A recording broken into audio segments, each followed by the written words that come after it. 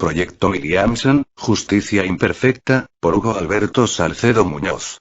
Partiendo de que la justicia es el conjunto de reglas y normas que establecen un marco adecuado para las relaciones entre personas e instituciones, autorizando, prohibiendo y permitiendo acciones específicas en la interacción de individuos e instituciones. El autor, con la propiedad del abogado que ejerció durante tantos años, nos ofrece un minucioso recorrido por la vida de Ron, un joven de la pequeña localidad de Ada, en Oklahoma, uno de los estados del llamado Cinturón de la Biblia americano. La extraordinaria documentación así como el concienzudo rescate de todos los hechos acaecidos, hacen de este libro un impactante documento. Grisham nos ofrece una impactante galería de los horrores sufrida por este inocente, quien, como tantas personas sin recursos económicos, fue fagocitado por un sistema laberíntico y costoso. Solo a través de las actuaciones individuales y casi heroicas de algunos profesionales, pudo disponer de una verdadera justicia. Este libro nos narra la historia del asesinato de una joven llamada Debbie Carter, la cual era una mesera en un bar de Ada en el condado de Pontotoc en Oklahoma. Esta joven nunca había tenido problemas con nadie, era muy linda y atenta. Una noche saliendo del bar donde trabajaba tuvo una discusión con un chavo llamado Glenn Gore, el cual tenía problemas de agresividad y se presumía ya le había robado a Debbie los limpiaparabrisas de su auto. La escena que nos presenta después es la llamada de Debbie a casa de una amiga suya en la cual le dice que la están hostigando.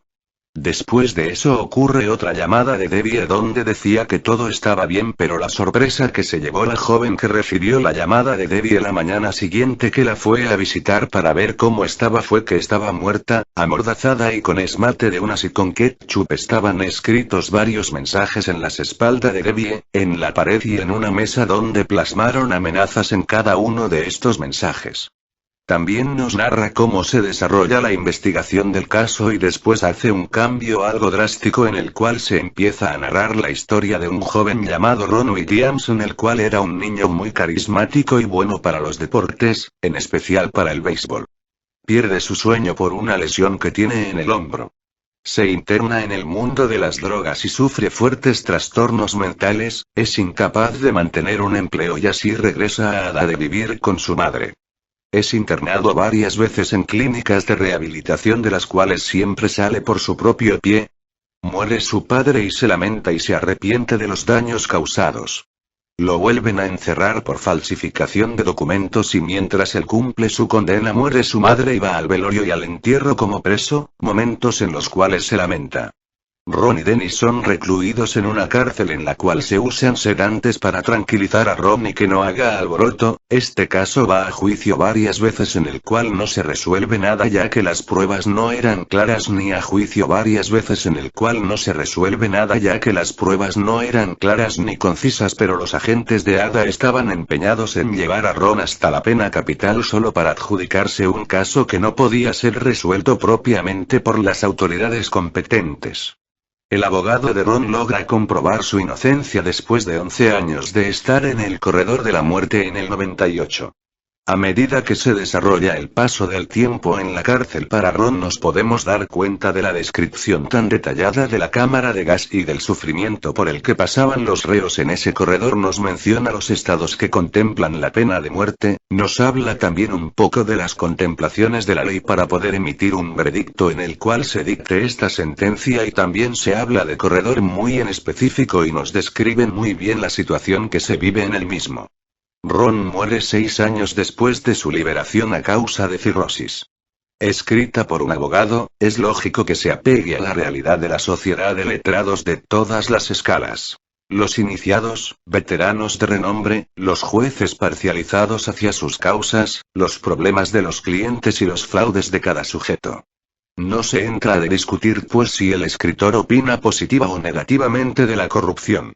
Solamente su obra sirve para ilustrar, al menos de manera básica, el cartel de la toga. La diligencia y la lealtad procesal pues, tanto en la obra como en la vida real merman cuando no conviene financieramente. Teniendo ello presente, cuando a un estudiante o a un egresado se le pregunta por la ética profesional, lo más probable es que suministre un concepto de ética donde esté difuminado pero presente el espíritu de corrupción, y es allí donde se evidencia que el concepto de ética en la actualidad dista mucho de su concepto originario, que la justicia ya no se rige más por principios y, si lo hace, aplican condiciones y restricciones. El abogado necesita saber las normas y cómo desenvolverse en ellas, pero a su vez la tenacidad suficiente para tomar decisiones en un campo tan fluctuante por naturaleza como lo es el derecho, y más aún cuando hay un sujeto interesado en obstaculizar su trabajo y paga aún igual para moverle el escenario. Y es que en el día a día hay abogados así, quien no lo sea, lo aprende. El abogado vive del litigio, el conflicto entre sujetos le da de comer y paga ciertos gustos. Siempre ha sido similar al negocio de la guerra. Quienes gobiernan la justicia suponen que, de acabar los conflictos, el trabajo se esfumaría y la simple idea de dejar de percibir ingresos es algo a lo que no pueden dar lugar. Los altos mandos necesitan títeres, en el plano nacional e internacional, la necesidad de sentir poder, de justificar su desprecio a la justicia, de colocarle valor a los ideales y el correcto deber ser. Si el mundo no cambia, nunca se podrá alcanzar la felicidad. De lograr ese cambio de pensamiento en cada sujeto activo de la sociedad, disminuirá la necesidad de abogar por discrepancias. Sin duda, el número de procesos tanto en la jurisdicción ordinaria como la contenciosa bajaría considerablemente, y a los altos mandos del cartel de la toga les conviene más blindar jurídicamente un proceso corrupto a buscar otros modos legales de financiar sus excentricidades. Pero lo que el abogado debe tener siempre presente, sin importar su puesto, rango o experiencia, es obrar con justicia y enseñar a cada quien que la sura ética será cuando las personas de todas las profesiones, de todas las edades, sin exclusión alguna, se esfuercen igual y miren por un desarrollo integral, justo, equitativo y que garantice la vida digna, al menos en manera conjunta, masiva y mil veces mejor que lo hecho por las figuras. La supraética es universal. Los abogados no necesitan ser títeres y mucho menos titiriteros, basta obrar con guía en la justicia y, comparado con las 4 etapas de la historia humana, habremos conseguido un cambio sumamente importante. Abolir el esclavismo en sus diferentes nombres.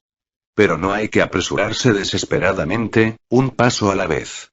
Si se quiere cambiar esta realidad tan artificial, hay que procurar depurar lo que se enseña en la academia. De allí, las futuras generaciones serán parte del cambio también, y el cambio, como lo logró el abogado de Ron ante todo el sistema penal estatal, hacer valer los derechos del ciudadano común adquiriendo la ética, la moral y desplegando su conocimiento para demostrar que ello vale la pena. ¿Cuántos casos del tipo no habrá? Podemos ver un claro ejemplo acerca de la injusticia por parte de las autoridades, y todavía la podemos ver a menudo. También podemos ver cómo una persona puede acabar por una frustración, como en este caso la de Ron por el béisbol, y que desde ahí su vida se fue derrumbando y truncando, y que gracias a esa frustración empieza a sufrir de sus capacidades mentales, ya que se fue al otro extremo y tristemente, aunque ya es puesto en libertad, nunca pudo recuperarse como persona ni tampoco pudo recuperar su camino. Creo que es un ejemplo de vida para las demás personas, para darnos cuenta de lo que puede traer un sueño truncado o bien una condena injusta, y que él siempre intentó demostrar su inocencia y tuvo una tenacidad y una perseverancia que no mucha gente tiene. Es toda una experiencia de vida, y podemos darnos cuenta que su familia nunca lo dejó, y lo más importante, que creyeron en él siempre y lo intentaron ayudar de la mejor forma que podían. Comprendí que la ley no está hecha para ser justa sino para castigar, y que existen tantas injusticias de las que no nos damos cuenta tanto en nuestro sistema legal como en el de Estados Unidos y en el de cualquier país, ya que hay tantas cosas que pasan por debajo del agua y se quedan impunes ante la ley, en las cuales no basta el exigir el respeto por debajo del agua y se quedan impunes ante la ley, en las cuales no basta el exigir el respeto por los derechos humanos, sino que se necesita la humanización de las autoridades, porque es una un aspecto completamente idiota a mi parecer que después de los tratos que recibe Ron las autoridades se conformen con una disculpa, la cual no hubiese ni siquiera podido ser efectuada de no haberse comprobado la inocencia del sujeto, y es así que me doy cuenta cada vez más fácil de que la profesión para la que estoy estudiando no es solo un trabajo más el cual puede o no ser bien remunerado, sino que es un servicio social continuo en el cual no solo está en juego la libertad o la sanción de las personas, sino también su imagen y su visión ante una sociedad que los puede juzgar mal durante muchísimo tiempo, en el cual nunca se va a volver a tener la misma imagen que antes, por lo cual concluyó este proyecto con una afirmación. El renombre de un gran abogado, no nace solo por la capacidad jurídica aplicada que tenga, sino por resguardar la imagen y la integridad de su cliente en todo momento. No nace solo por la capacidad jurídica aplicada que tenga, sino por resguardar la imagen y la integridad de su cliente en todo momento. Gracias.